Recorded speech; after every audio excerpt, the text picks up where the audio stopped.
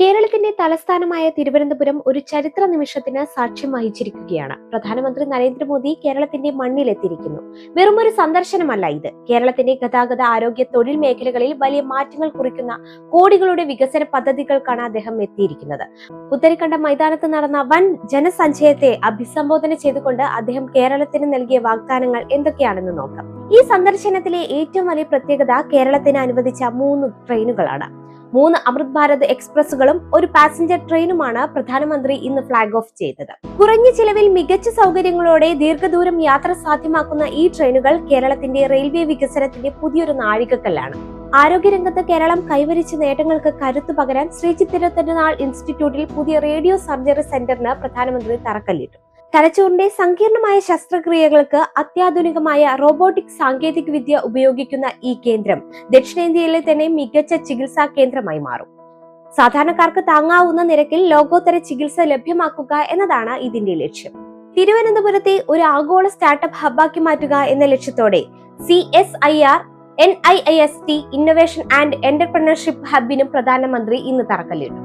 ആയുർവേദം പോലുള്ള പരമ്പരാഗത അറിവുകളെ ആധുനിക ബയോടെക്നോളജിയുമായി ബന്ധിപ്പിക്കാൻ ഈ കേന്ദ്രം സഹായിക്കും. വരും വർഷങ്ങളിൽ ആയിരക്കണക്കിന് യുവാക്കൾക്ക് തൊഴിൽ നൽകുന്ന സംരംഭങ്ങൾ ഇവിടെ നിന്ന് ഉദയം ചെയ്യുമെന്നാണ് പ്രതീക്ഷിക്കുന്നത്.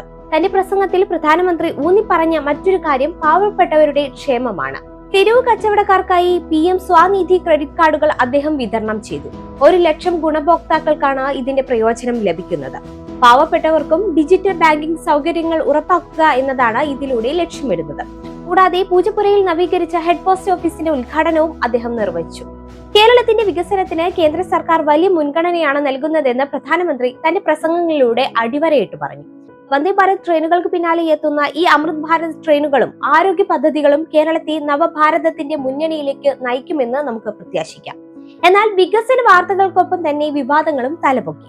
ഈ സന്ദർശനത്തിനിടയിലെ ഏറ്റവും വലിയ രാഷ്ട്രീയ ബോംബ് കിഴക്കമ്പലം ആസ്ഥാനമാക്കിയുള്ള 2020 പാർട്ടി NDA സഖ്യത്തിൽ ചേർന്നതായിരുന്നു. സാബു M ജേക്കബ് പ്രധാനമന്ത്രിയുമായി കൂടിക്കാഴ്ച നടത്തിയത് കേരളത്തിലെ പ്രമുഖ മുന്നണികളെ ഞെട്ടിച്ചു. BJPയുടെ രാഷ്ട്രീയ സ്വാധീനം കേരളത്തിൽ വർദ്ധിപ്പിക്കാൻ ഈ നീക്കം സഹായിക്കുമെന്ന് ഒരു വിഭാഗം വിശ്വസിക്കുമ്പോൾ ഇത് കേവലം രാഷ്ട്രീയ നാടകമെന്ന് LDFും UDFും പരിഹസിച്ചു. ഇത് രാഷ്ട്രീയ നിരീക്ഷകർക്കിടയിൽ വലിയ തർക്കങ്ങൾക്ക് വഴിവെച്ചു. പ്രധാനമന്ത്രിയുടെ മടക്കയാത്രയ്ക്ക് ശേഷവും കേരളം ഈ വിവാദങ്ങളുടെ പുകമറയിലാണ്. വികസന പദ്ധതികൾ കേരളത്തിന് മുതൽക്കൂട്ടാവുമെന്നതിൽ സംശയമില്ല. എന്നാൽ അത് രാഷ്ട്രീയ നേട്ടങ്ങൾക്കുള്ള ആയുധമാകുന്നുണ്ടോ എന്ന ചോദ്യവും ബാക്കിയാണ്. വിവാദങ്ങൾക്കും ആരോപണങ്ങൾക്കും അപ്പുറം ജനങ്ങൾക്ക് ഗുണകരമായ വികസനം ഉണ്ടാകട്ടെ എന്ന് നമുക്ക് പ്രത്യാശിക്കാം.